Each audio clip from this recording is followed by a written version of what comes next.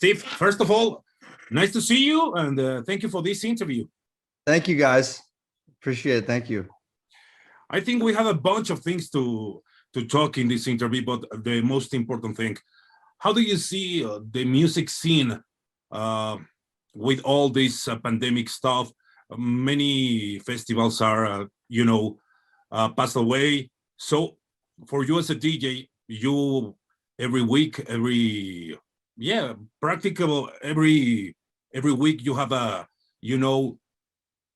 you play in different countries. How do you see the music scene in this pandemic era? I mean, for me personally, as an artist, it's given me a lot of freedom. Strangely enough, it's because I always, like I toured before COVID. I was touring 200 to 250 shows around the world every year for 15 years straight, sometimes breaking 300 shows. So I lived on the road. For all that time, I looked at the road as my home. That's like the way you have to do it. If you're going to be on the road 200, 300 days of the year, you have to do that. So how I structured music was very, very heavily informed by my shows, as you're saying, like how the crowd's going to react, how I'm going to evolve with the crowd, how do I think forward with the crowd. And then when everything stopped, I had to think, I don't have the crowd anymore to inform me. So I have to think about becoming just like free. Like I was in the studio and not having a plan, not having a structure, not having a crowd to give me feedback. And then I just became experimental. I started making like meditation music. I started making house music that was not like Steve Aoki music. I started making more like even techno records. I started making everything under the moon. I really just became free. I feel like it's a different experience for me. Actually, I started making different alter egos that no one knows that is my name. I mean, it's me producing. I'm having fun. I'm having fun with it. It's a different experience. It's an experience of adaptation to learn how to kind of go with what you have in front of you. And it's a great feeling when you're doing the same thing for, over a decade. So, of course, like a lot of that stuff, the experimentation is also going to what's important. I need to keep my core, because that's an important thing. I don't want to get completely unhinged and just like the next music that's coming out is going to be nothing like what people expect. But I also want to surprise everyone. You want to always come with something new, something fresh, and do something that people wouldn't expect. So I'm bringing that into my music, that the core of what people know of my music, and opening that up further. So we'll see how it works on the dance floor. It's experiment. It might not work when things happen, but I'm okay with that. I feel okay to become something else. Steve, talking about this freedom, when all this touring and dance business come to normality, are you going to be more selective with gigs and dates? I mean, not all the year touring and playing every weekend. Yeah. It's interesting because like before all this, if I had I don't think I ever had a Saturday off. Like Saturday is like a Monday to Friday for people that work a day job. My weekend is like that Monday, Friday, right? If I have a Saturday off, something's wrong.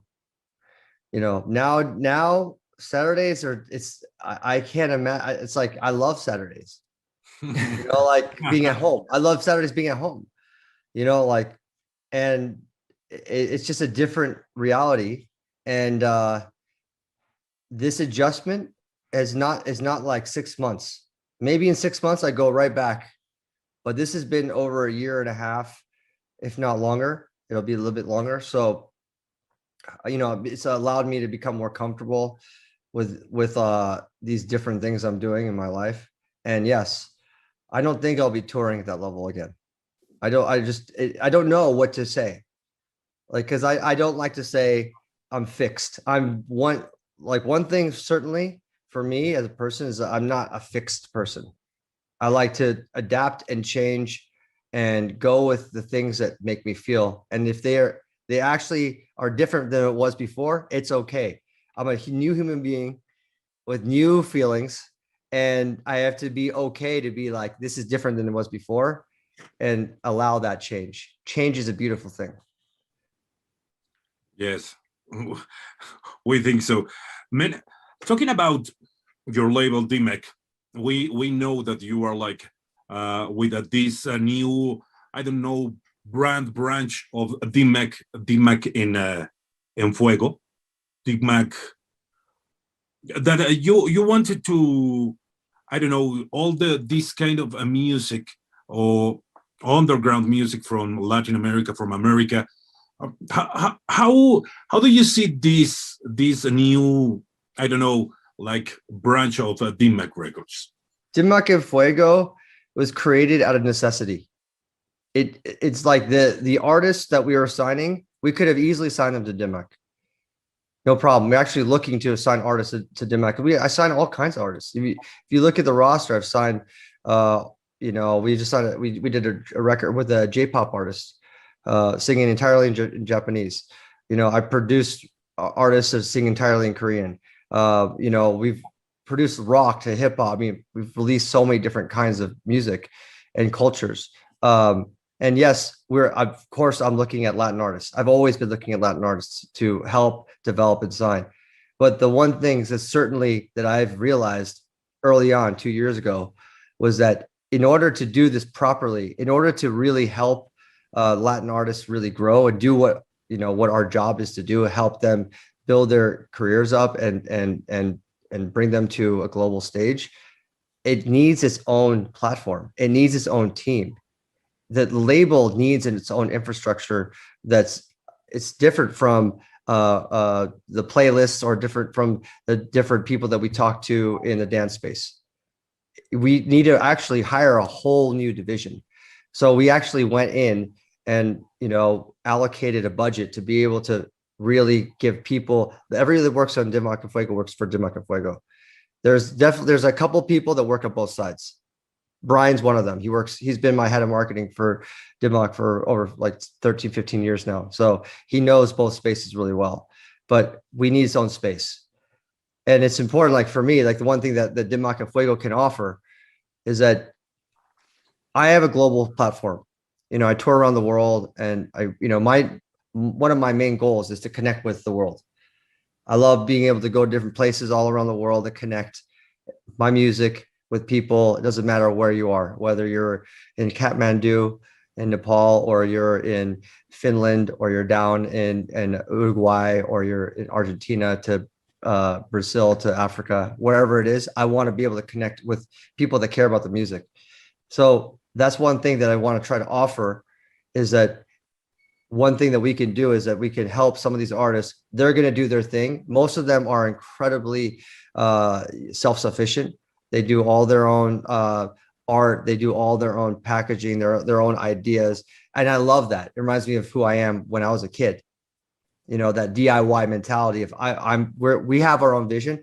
And I'm like, I just want to help you with your vision to a global stage. If we could help them connect with the world the way I love connecting with the world, that's a great thing. Because that one thing about the Latin experience from Steve Aoki perspective is that when I get embraced by the Latin community, which I've been embraced for over 10, 15 years, which has been incredible experience for me. I don't need to know the language to be able to feel the music. When I'm in the studio working with Latin artists, when we're working on a new song, I don't listen for the lyrics. Lyrics are second to me. They tell me the lyrics afterwards. I listen for the melody, the feeling. it's a different experience. And like usually I hear lyrics first. I want the lyrics to make me feel. This time I want to hear the way they sing it, the way they rap it to make me feel. You know, and I think a lot of the world are the same way. I think a lot of the world that don't speak Spanish, they listen to Latin music and they feel that same way. They feel it. They feel they don't even necessarily need to understand it. And then they understand it later. It's a different process. So, you know, I know that the same way that I experience it, I know other people around the world can experience it the same way. So when I hear Andrexa and she gives me a new song and like, it's giving me the goosebumps, I don't even know what she's saying and I'm getting the goosebumps. You know what I'm saying? Yeah, nice. It's like magic with the music. Like, you know, it's something very special that you can connect with another language, not knowing anything about that language. You don't understand what she's singing, but you have those goosebumps, and I think it's magic.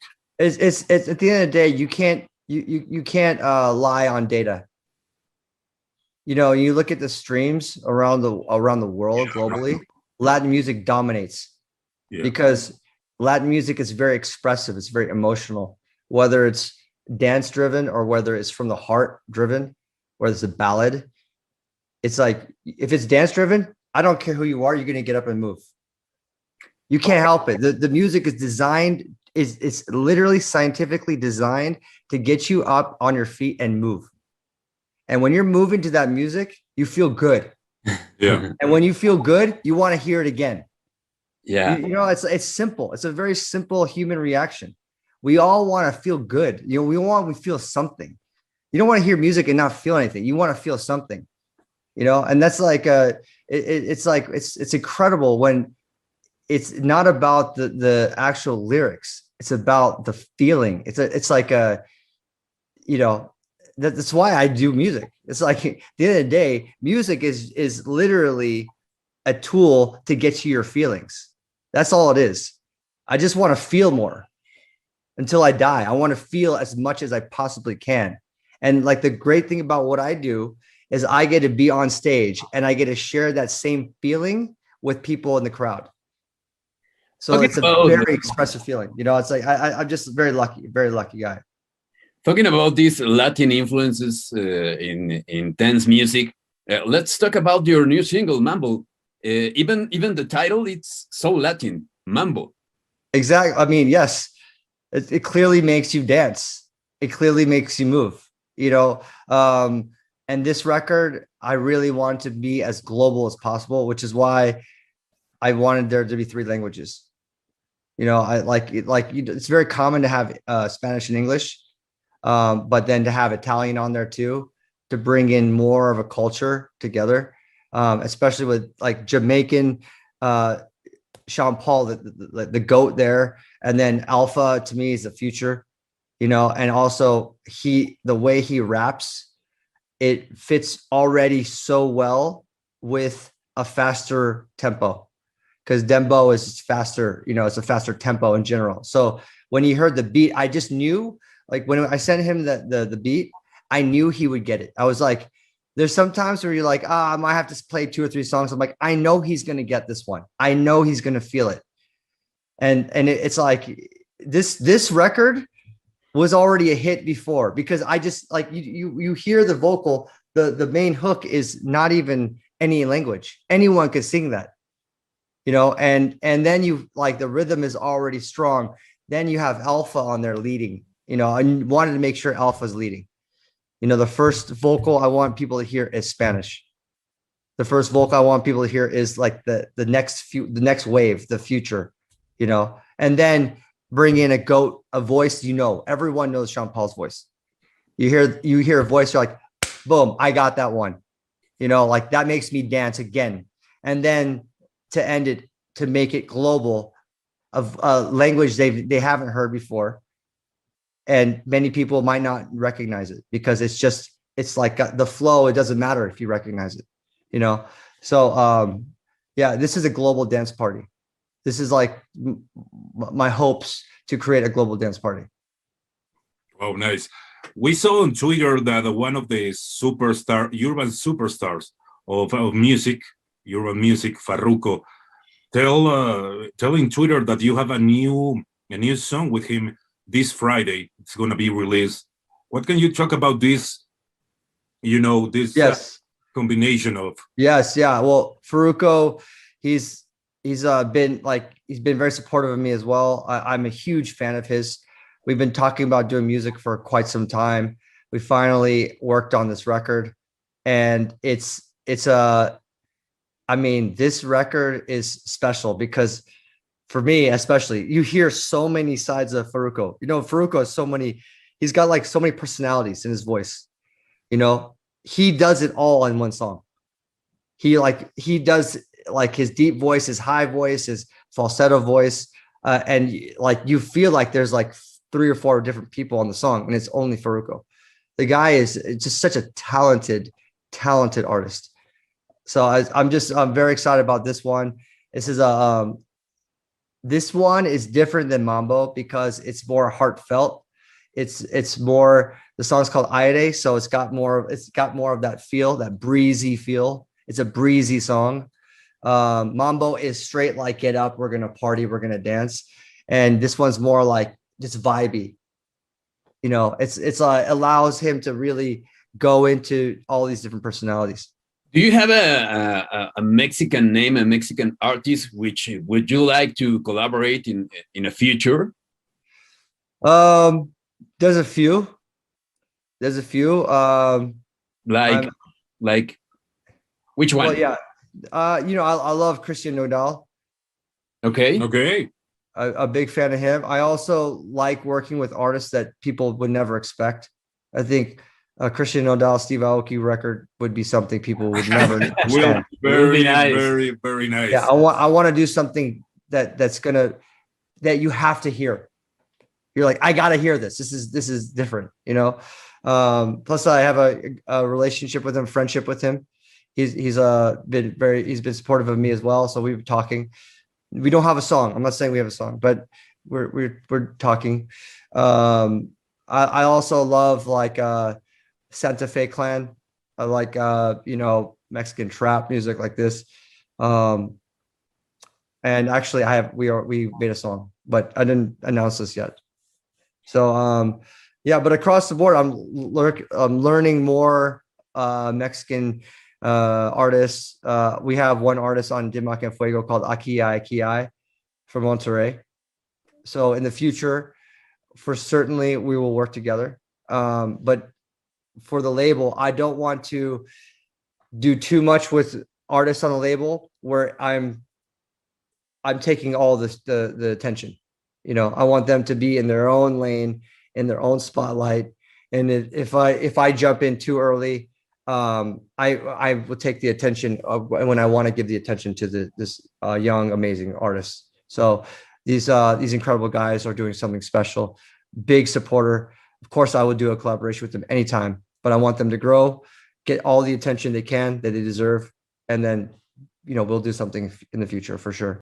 Do you consider it like ambassador of worldwide music? You know, K-pop, Latin artist. What you do is like, yes, a kind of ambassador of worldwide music. It's amazing what you are doing with DMAC, with DMAC Enfuego, with all your music, all your stuff. You. But you feel like I don't know. I don't know if I give myself a title like this, but there is no doubt that I am influenced by the world. And I'm lucky because I've been touring so much. If I didn't tour this much before, maybe I wouldn't be. You know, maybe I'll be influenced by my YouTube screen and watching videos from different artists, because that's how we live our lives now. That's how we find out about new artists from different cultures, different worlds.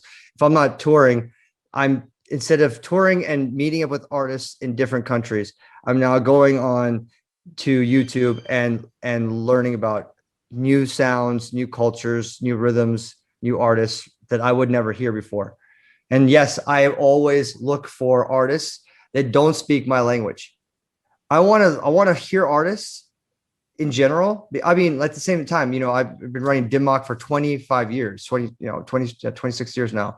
So for me, or 25 years. But for me, I want to hear artists that have a completely different musical process, and that almost comes from a different culture, a different language. And I want to hear those. I'm more interested in hearing that than hearing something that I always hear, especially if I'm going to work with, if I want to collaborate, if I want to be creative in the space, I'm more interested.